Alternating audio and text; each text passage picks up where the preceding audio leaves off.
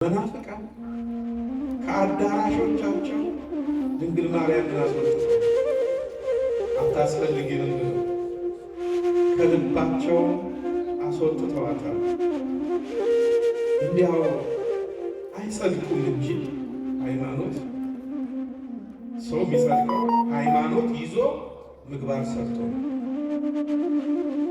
አይጸድቁም እንጂ ጸድቀው ቢሄዱ ድንግል ማርያም እዛ የለች፣ በኢየሱስ ቀኝ የለች። እዛ ሄደው ከዚህ ውጭ ሊባት እየሰማችሁኝ ነው። እዚያ ቤተ ክርስቲያናቸውን ለዳንስ ቤት እያከራዩ እዚህ መጥተው ደግሞ የመለኮት ጉብኝት ፌዝ ቀልድ እና ትልቅ ቤተ ክርስቲያን አለ። የእነሱ ባዶ ስለቀረ እኛ ገዛናቸው። እግዚአብሔር ይመስገን። ኦርቶዶክሳውያን እዚህ ይጠፋሉ ተብሎ ሲጠበቅ ዓለምን እያጥለቀለቅ ነው። ደስ ይበላቸው። ዓለም በመላው በቤተ ክርስቲያን ስንታይ ነጭ ለብሰን ስናስቀድስ እናስቀናለን። እቤት ገብተን ግን ወንዶቹ ሚስቶቻችንን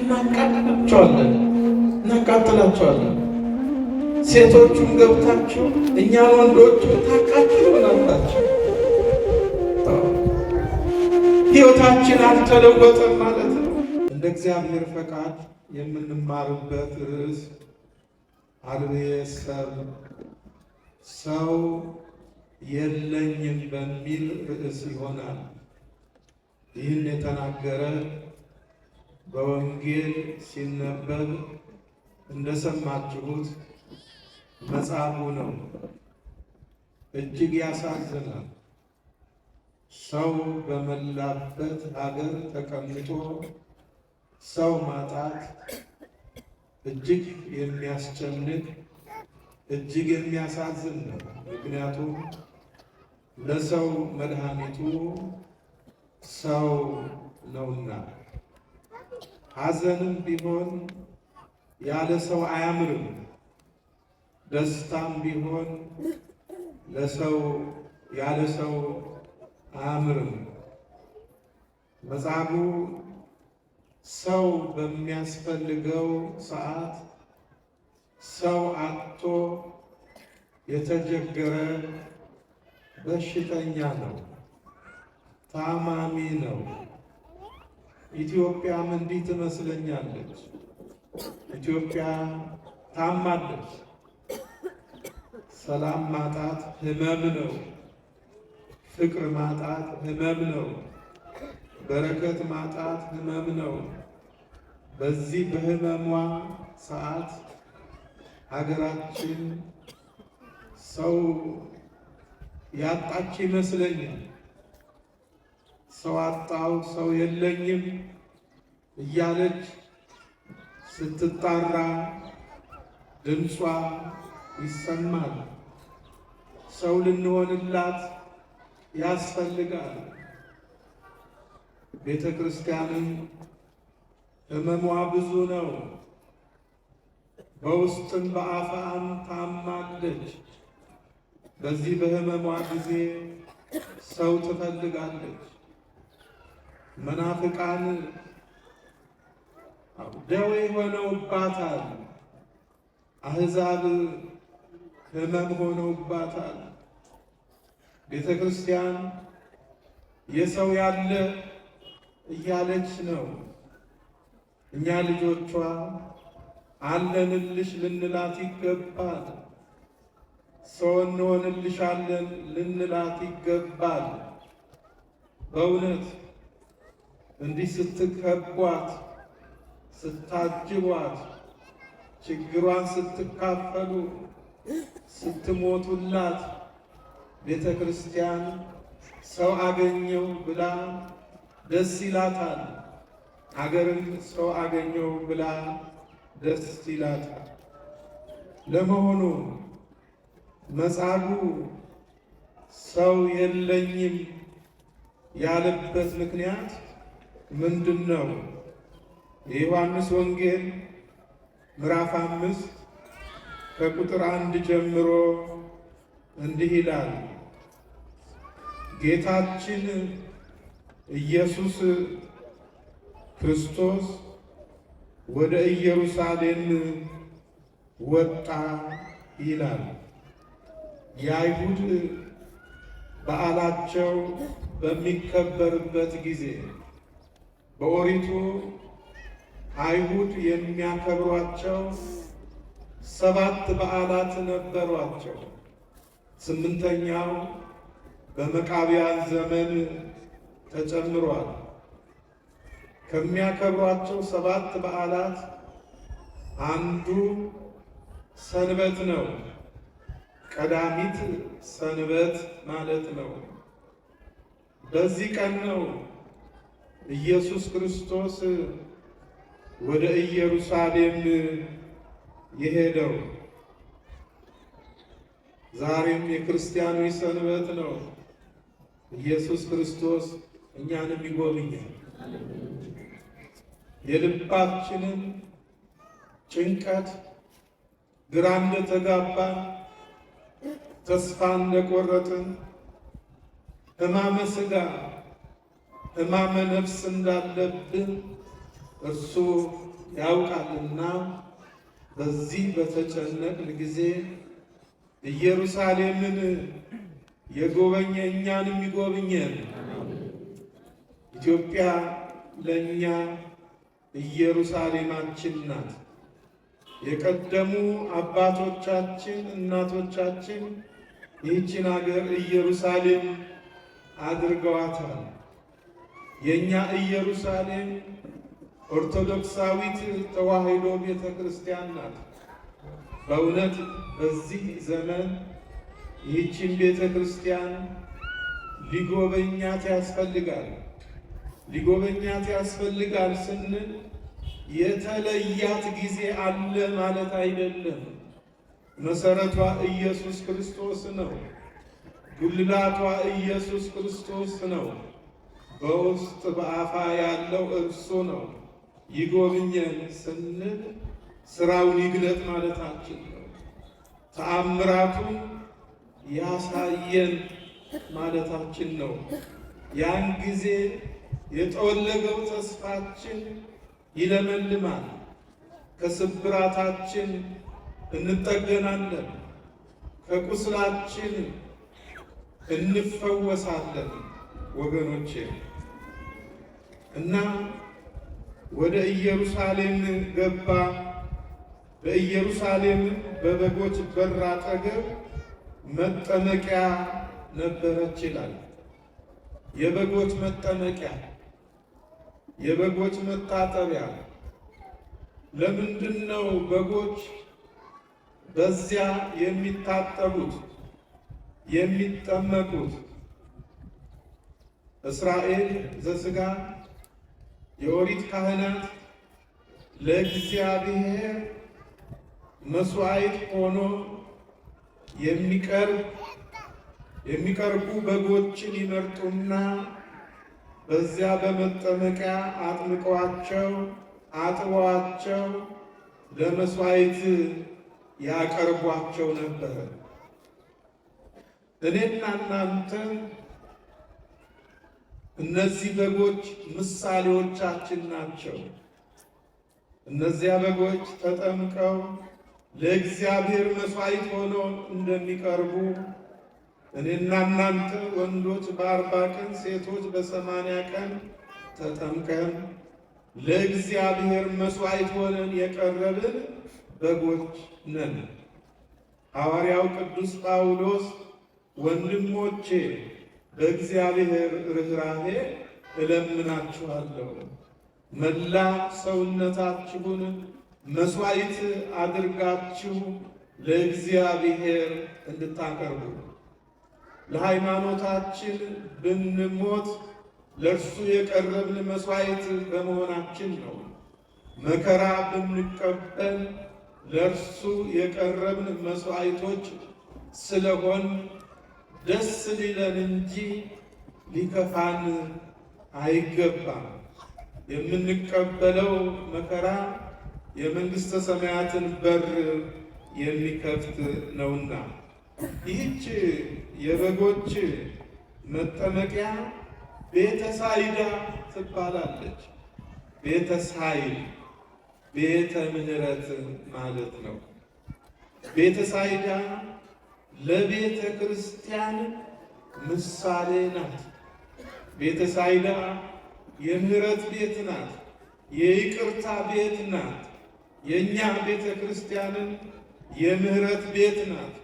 ምሕረተ ሥጋ የምናገኝባት፣ ምሕረተ ነፍስ የምናገኝባት፣ ድህነተ ሥጋ ድህነተ ነፍስ የምናገኝባት ስለሆነ ልባችን በተስፋ ሊሞላ ይገባል።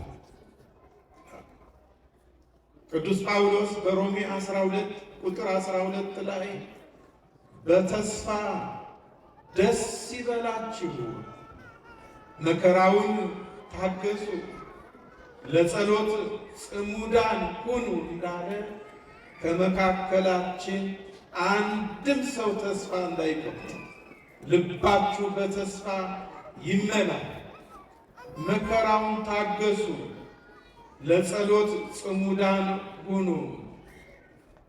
ተስፋችን ማን እንደሆነ እናውቃለን። ተስፋችን ማን እንደሆነ እናውቃለን። እሚዜ መኑ ተስፋዬ አኮኑ እግዚአብሔር ቅዱስ ዳዊት። እንግዲህ ወዲያ ተስፋዬ ማን ነው? እግዚአብሔር አይደለምን? አለ ቅዱስ ዳዊት። እግዚአብሔርን ተስፋ አድርጎ መውደቅ መጥፋት እንደሌለ ሲናገር ደግሞ እግዚአብሔርን ተስፋ አድርግ ፊትህም አያፍርም። ፊትህም አያፍርም። ፊትህም አያፍርም ማለት ከፊት ከፊት የሚመራ ያንተ ፊት አውራሪ እግዚአብሔር ድል የሚነሳ አምላክ አይደለም። የሚሸነፍ አምላክ አይደለም። ድል አድራጊ አምላክ ነው ሲል ነው። ስለዚህ ቤተ ክርስቲያን እንደ ቤተ ሳይዳ የምህረት ቤት ናት፣ የይቅርታ ቤት ናት። በነፍስ በሥጋ ተምረን ነው የምንመለሰው። ቤተ ሳይዳ ብዙ በሽተኞች ይሰበሰቡባት ነበር።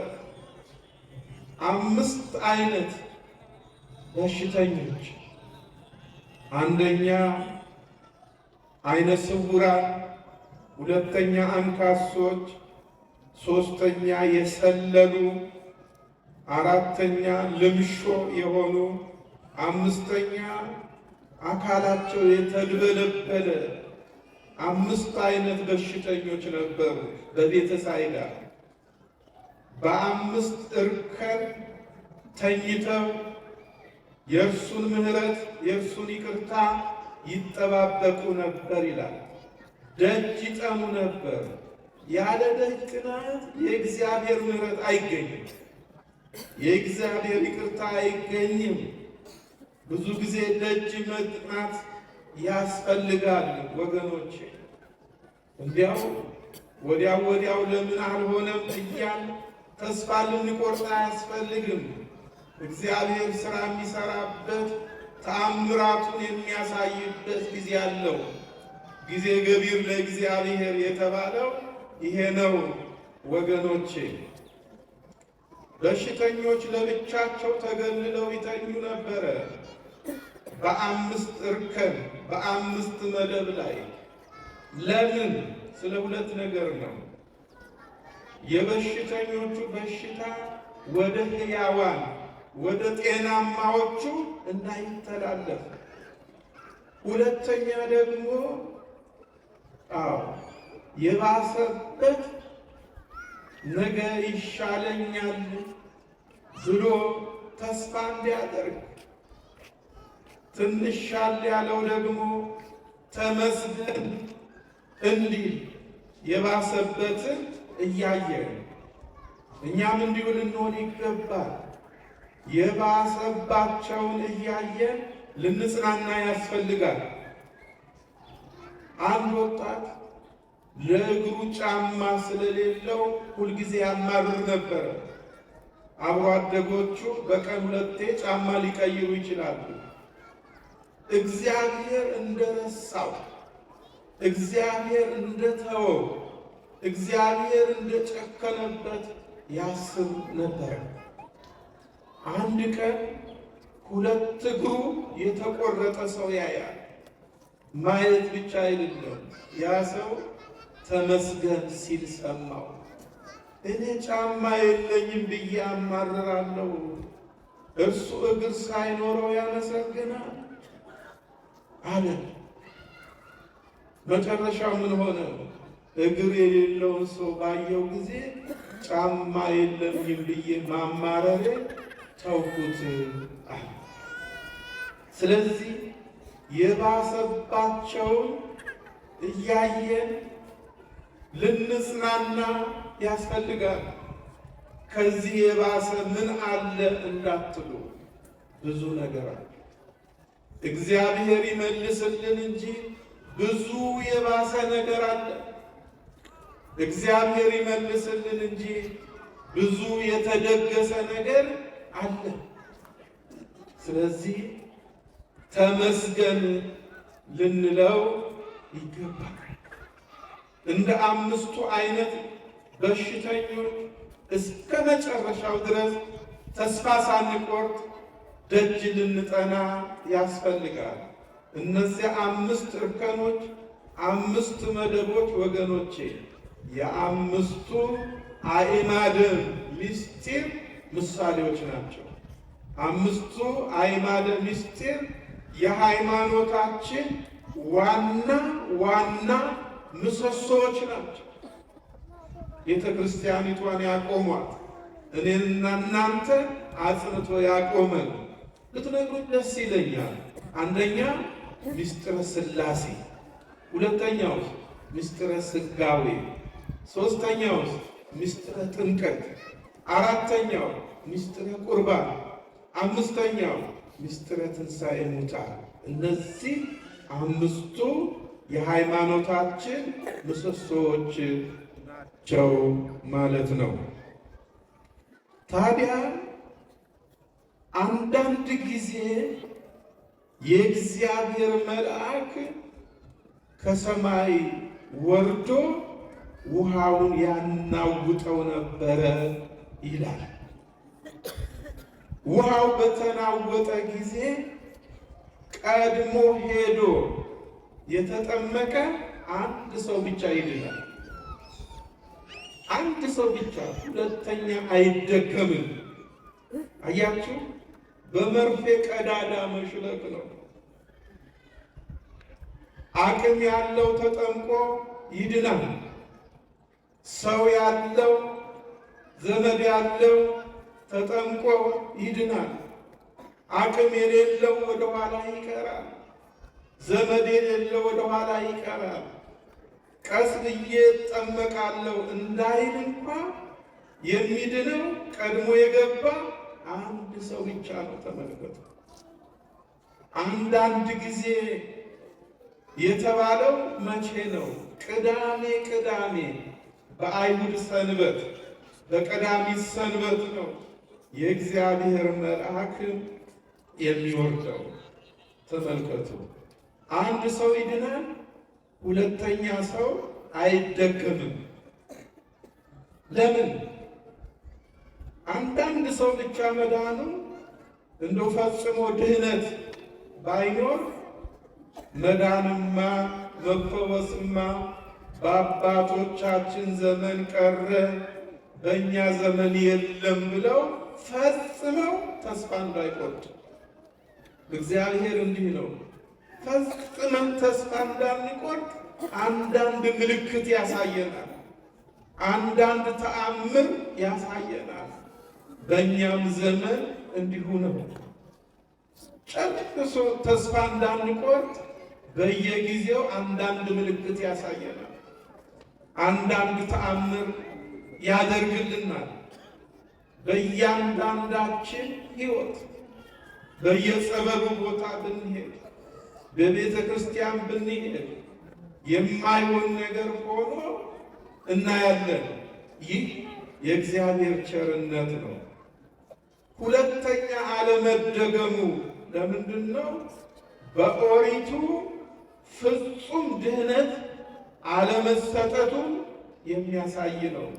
ፍጹም ድህነት የተሰጠው መቼ ነው? በአዲስ ኪዳን ዘመን፣ እርሱም በቀራንዮ በመስቀል ላይ ሥጋውን በቆረሰ ደሙን ባፈሰሰ ነፍሱን አሳልፎ በሰጠ ጊዜ ፍጹም ድህነት ተገኝቶ በሲኦል የነበሩ ነፍሳት ወደ ገነት ገብተዋል።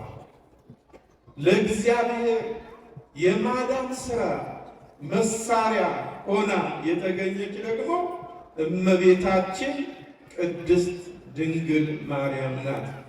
ከሥጋዋ ሥጋ ከነፍሷም ነፍስ ነስቶ ያንን ተዋህዶ ሰው ሆኖ በመወለድ የእግዚአብሔርን የማዳን ሥራ በምንናገርበት ጊዜ እመቤታችንን ወደ ጎን መተው አንችልም።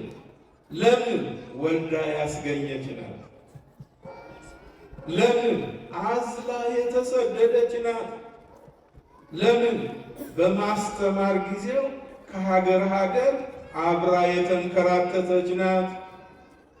ለምን? በተሰቀለበትም ዕለት ከእግረ መስቀሉ አልተለየችም። ለምን? አሁንም ያለችው ወትቀውም ንግሥት በየማንከ እንዳለ በቀኙ ነው ያለችው፣ በልጇ መንግሥት፣ በእግዚአብሔር መንግሥት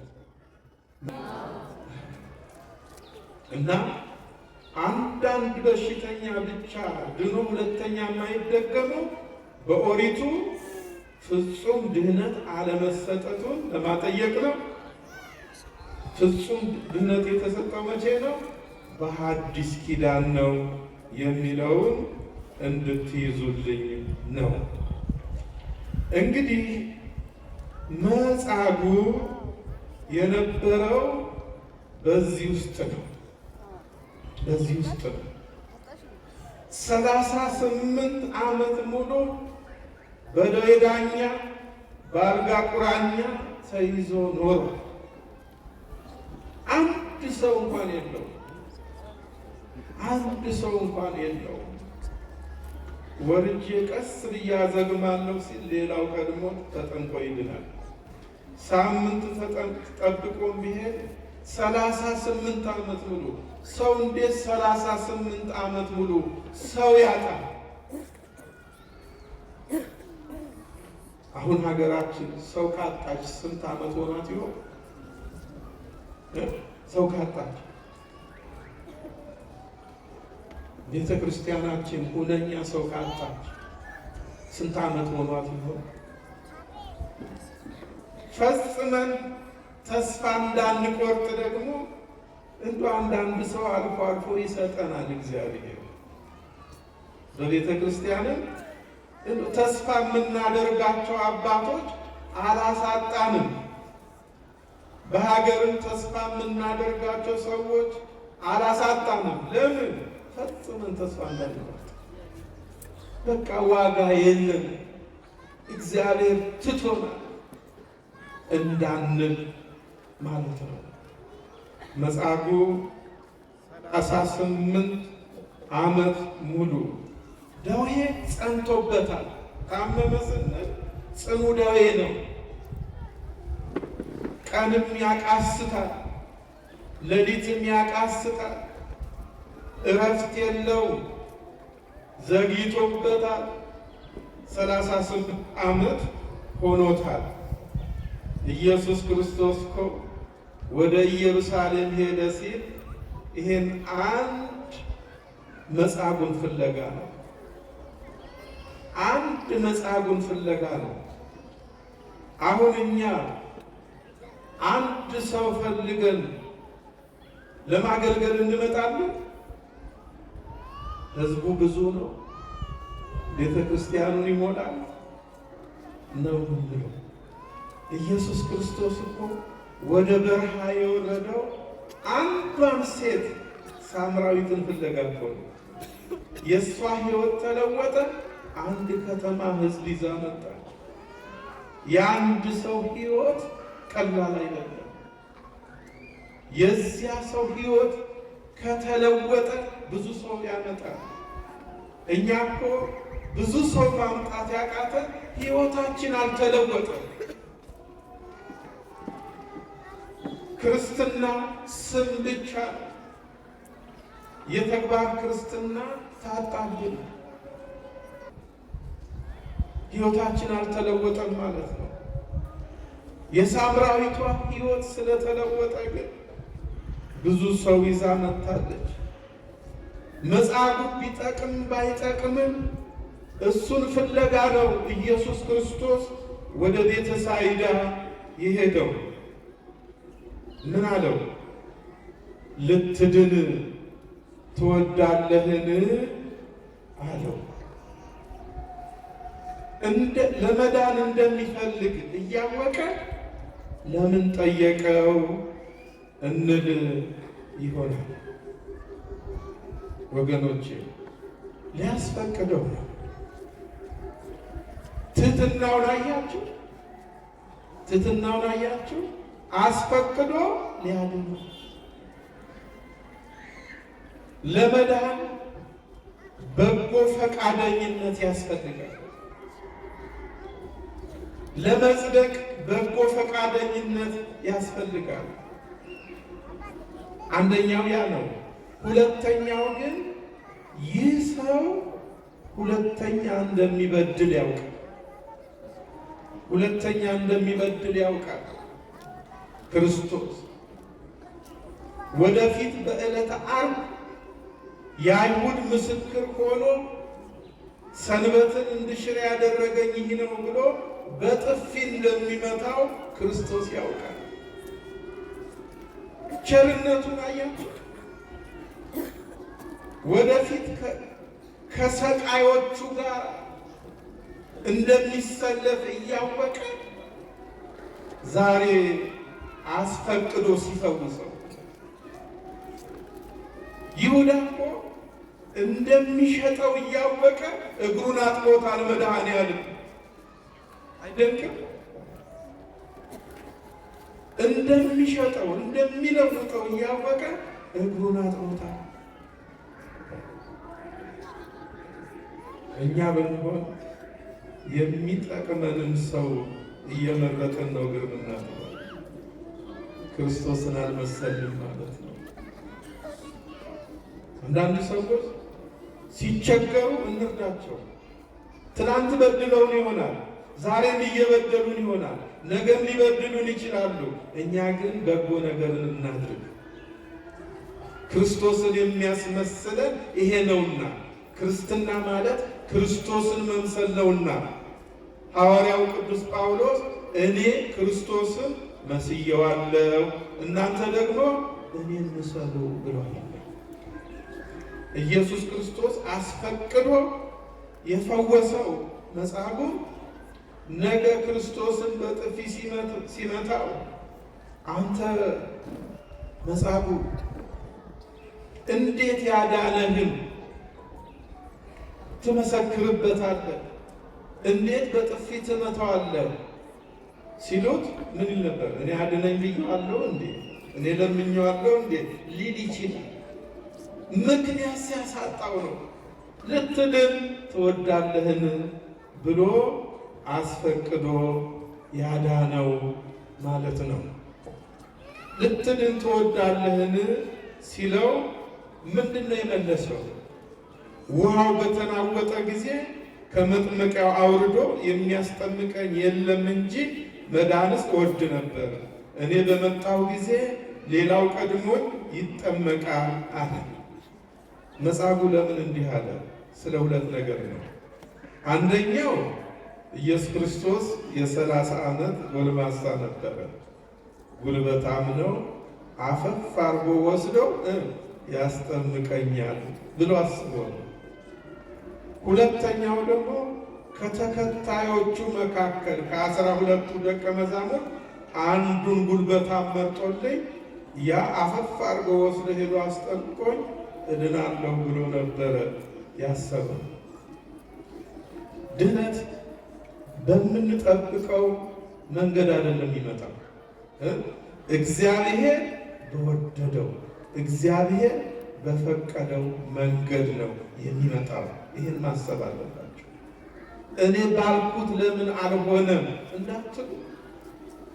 እንዳትሉ እሱ ባለው እሱ በፈቀደው መንገድ ነው። ጌታችን ኢየሱስ ክርስቶስ ምን አለው? ተነስ፣ አልጋህን ተሸክመ ሂድ አለው። እኛም ብዙ የተኛንበት አልጋ አለ። ዛሬ አልጋችንን ተሸክመን የምንሄድበት የድህነት ቀን ያደርግልን። ለቤተ ክርስቲያን የድህነት ቀን ያደርግላት። ለሀገራችንም የድህነት ቀን ያደርግላት። ብፁዕ አባታችን እንግዲህ መቼ ከተሾሙት ነው ናቸው እንል ይሆናል አይደለ? አዲስ ከተሾሙት ናቸው እንል ይሆናል። እኔ የምለው ደግሞ የተሾሙት በእናታቸው ማህፀን፣ የተቀቡት በእናታቸው ማህፀን ነው። ቦ እለት ሐሪው እንከሰሞሙ ከእናታቸው ማህፀን ጀምሮ የተመረጡ አሉ እንዲል እንደዚያ ነው ማምነው። ቤተ ክርስቲያንም እንደዛ ነው የምታምነው። የተሾሙበት ሀገረ ስብከት አዲስ ሀገረ ስብከት ምን የለም፣ መንበረ ጵጵስና የለም። በተለይ በክፍለ ሀገር ያሉ ክርስቲያኖች በመከራ ውስጥ ነው ያሉት። መናፍቃኑ እየበዙ ነው። እነሱም እንደ ኦርቶዶክሳውያን ትሑታን አይደሉም፣ ዓይን አውጣዎች ናቸው። የሚበዙት አሕዛብ ናቸው። እነሱ እንደኛ ትሑታን አይደሉም፣ ዓይን አውጣዎች ናቸው። ቀን ሰጠን ብለው ጨርሰን እናጥፋችሁ እያሉ ነው።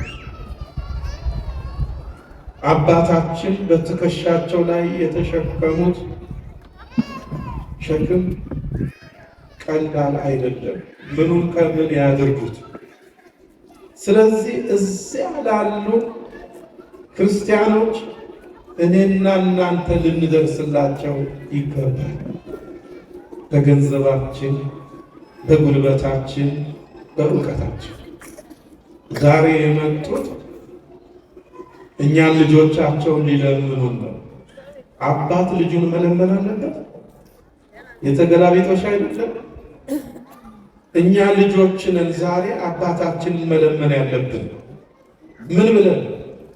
እባክዎ ይሄን ገንዘብ ይቀበሉንና በጎ ስራ ላይ ያውሉልን ብለን እኛንን እሳቸውን መለመን ያለብን እንጂ ትልቅ ሊቀ ጳጳስ እዚያ አቁመን እንደው ለምኑ ማለት መቅሰፍት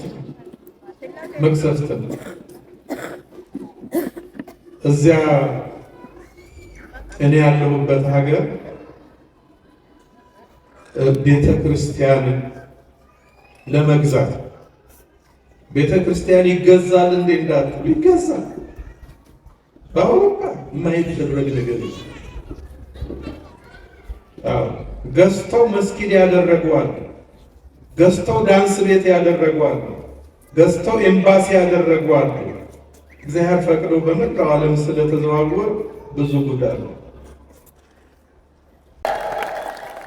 ቅዱስ ዳዊት ዓለም በመላዋ የማን ናት አለ? የእግዚአብሔር ናት አለ። ታዲያ አንድ ዶክተር ደበበ የሚባል ወንድማችን አለ። መጀመሪያ ስንንቀሳቀስ ተንቦላ እየሸጥን እያልን እንደዛ ነበርና አንድ 50 ተንቦላ ሰጠን። አንዱ $20 ነው እና ተጨነቀ። ለማን እሸጠዋለሁ? እኔ መስሪያ ቤት አበሻ የለም፣ ብሎ ተጨነቀ። ከዚያ የእሱ ማኔጀር አለቃው ነበርና ምንድነው ያስከዋለው? አይ እንዲህ አይነት ሀሳብ አለ፣ ይህንን 50ውን ሽጥ ብዬ ለማን እንደምሸጠው ግራ ገብቶኝ ነው ይለዋል ለፈረንጁ። አንጣዋልና የ50ውንም ብር ሰጠውና ቴንኪው አለው። እኔ ነኝ ቴንኪው ማለት ያለብኝ እንጂ አንተ እንዴት ቴንኪው ትለኛለህ አለው ዶክተር ደበበ ፈረንጁ። አይ ምን መሰለህ ገንዘቤ እግዚአብሔር የሚወደው ስራ ላይ እንዲውል ስላደረከኝ ለዚህ ነው ቴንኪው ያለው። አሁን ይህቺ ቀን ብፁዕ አባታችንን ቴንኪው የምንልበት ቀን ነው። ለምን? ገንዘባችን ነገሩ ጥሩ ነገር ላይ እንዲውል ስለሚያደርጉልን። አዎ እና ይህንን ቤተ ክርስቲያን ሲያንሱ የነበሩ ወንድሞቻችን የሚገርመው ከሀገር ቤት ከመውጣቴ በፊት የኔ ተማሪዎች ናቸው። በእውነት ያኔ ተምረው የኔን ትምህርት ቁም ነገር አድርገው ለዚህ በቅተው ይህን የመሰለ ቤተክርስቲያን ለማነጽ በመብቃታቸው ደስ ብሎኛል። እውነት የምንለው እኔ እንደሰራሁት ያህል ነው ደስታ የተሰማኝ።